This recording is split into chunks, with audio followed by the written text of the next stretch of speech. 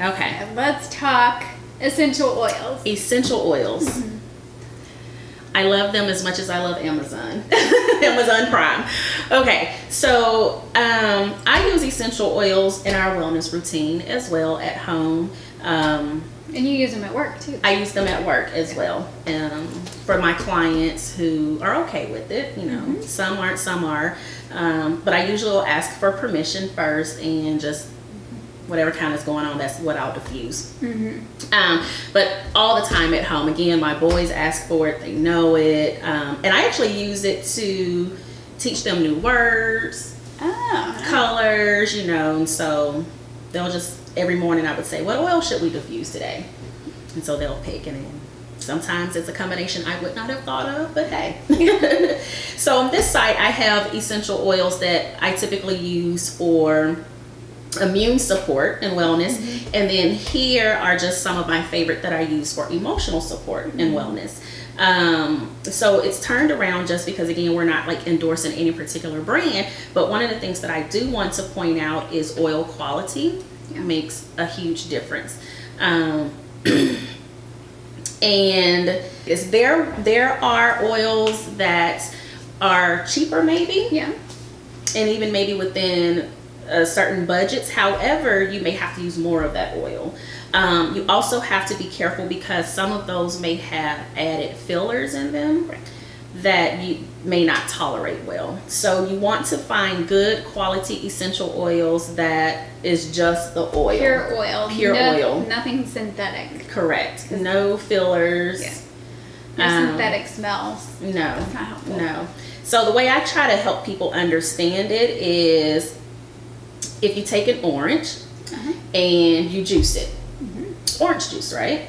You can also go into the frozen section and get orange juice concentrate. It's got maybe that much orange juice in it, and then the rest water and sugar and everything. So is it technically juice? Sure. Which is better though? The one that you fresh squeeze and you know it's nothing else in it. Same thing with oils. You can go get one that's a little cheaper and it may have like a little drop of oil, and then the rest some type of carrier oil, olive oil, something like that. So just keep that in mind. So I have a few here. Again, when we have the stuffies and for some good immune support, I will diffuse a blend of lemon, lavender, and peppermint.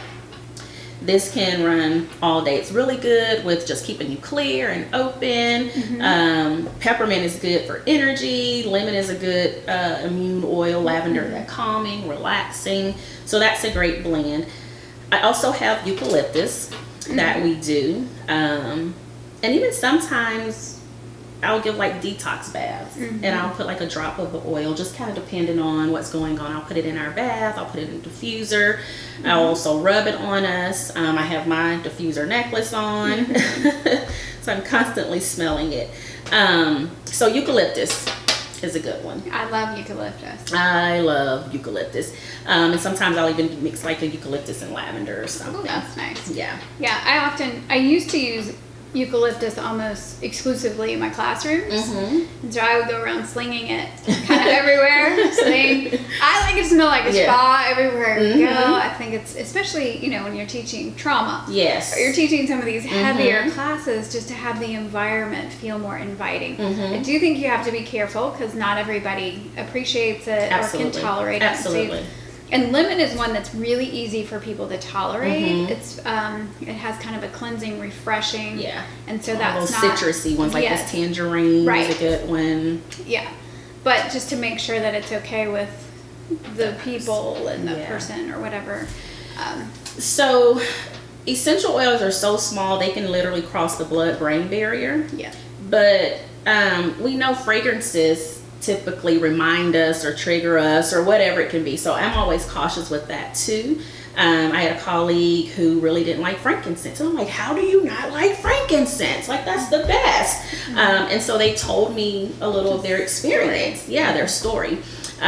So again, being careful and just kind of knowing, but if it's you play around with it, see what you like, what you don't like, what works and what supports you. So I love eucalyptus tea tree. I do in everything. It's great for germs, bacteria. I forgot my, we'll just say this is my thieves oil. Again, diffuse it, I clean with it. So we eliminated probably about 99% of cleaners from our home, toxins from our home. And so I use a lot of essential oils, vinegar, like a lot of natural things to clean. Right. So thieves and tea tree is always a part of that. This is RC, just respiratory care again, just immune support, all of that stuff. And then on this side are a lot of the oils that I just kind of use for emotional wellness. I obviously am a counselor, but I also am a Reiki practitioner. Right. And so I use these to support my clients, those that ask for it. And then also in a lot of my Reiki sessions, just kind of depending on what it is that I'm working on. And maybe should I explain Reiki? It's a way of healing. Yeah. And it's a powerful tool to help people with healing and clearing. Absolutely. All those energy blockages. So a few of those that I use, I love my lemongrass. This oil called grounding, just to recenter us, open us, stress away. I douse stress away on. Sometimes I'll put it on the boys. Like, it's like, everybody chill out. Get on some stress away. But it's really, really good and relaxing. Joy is good if you have a lot of intense emotions going on. Maybe it's just like a really rough day, whatever it may be. And it doesn't even necessarily have to be a rough day or a lot of emotions. Maybe you just kind of want to stay balanced. You want to stay joyful. But I'll typically rub this on and over my heart chakra. Ooh, yeah. Yeah. Release as well. Okay. If I'm holding on to some stuff, get those tense and tight shoulders and things like that. So release is a good one that I use for emotional support. And then abundance. Sometimes we just think we operate or think from scarcity or constricted, right? Instead of kind of that openness. Yeah. Right. Yeah. So I'll diffuse abundance. So obviously I have tons and tons and tons and tons of oils. I did not bring them all, but these are like the ones that are in my arsenal, my go-to. I have a few more over here, but these are definitely, I would say, used every single day. At least all of these over here. These are kind of just more of whatever's happening. Going on. Yeah.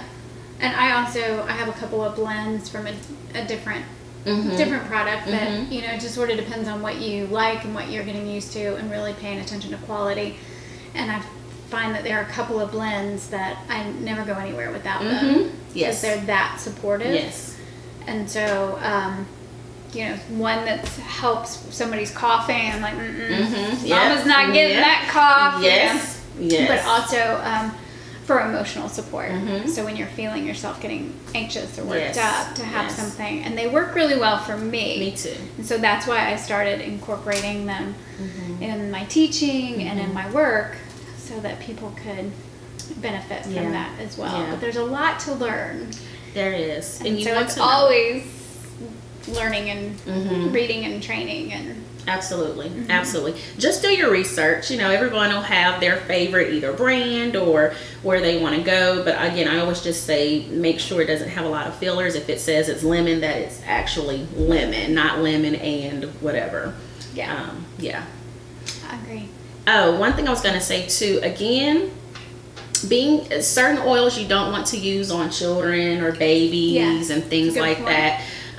So I would probably say even 2 or 3 want to be careful and probably not even do like the eucalyptus peppermints. A lot of those can be not like a respiratory suppressant. So you don't obviously want to slow down babies' breathing, right? Lavender is a great one. Some companies actually have blends for children, for babies in certain ages. So just being careful. Again, if you're going to use them, do your research and know what you can and cannot use on children. But for the most part, a lot of these, now again that my boys are 4, these are used often. And I wake up, my 13-year-old has a diffuser in his bathroom, and so I diffuse Breathe, which is a really nice blend and helps him especially, you know, just with feeling stuffy. But it also is just a nice way to wake up. Yeah. So we not every day, by the way, just when I have time, and I'll go put that on in his bathroom. In the morning.